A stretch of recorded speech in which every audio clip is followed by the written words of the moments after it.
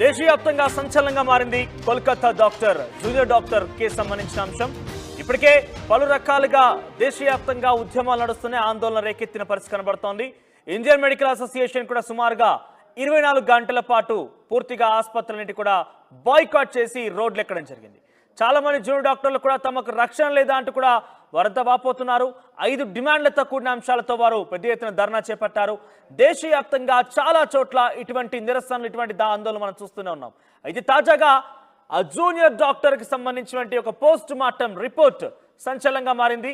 ఈ post mortem రిపోర్ట్లో శరీరంపై మొత్తం 14 గాయాలను గుర్తించారు డాక్టర్లు. తల, మెడ, చేతులు, ప్రైవేట్ పార్ట్స్లో గాయాలను గుర్తించారు. అయితే ఊపిరితిత్తుల్లో తీవ్ర రక్తస్రావమై ఈ బాడీ మొత్తం కూడా రక్తంతో గడ్డగట్టినట్టుగా డాక్టర్స్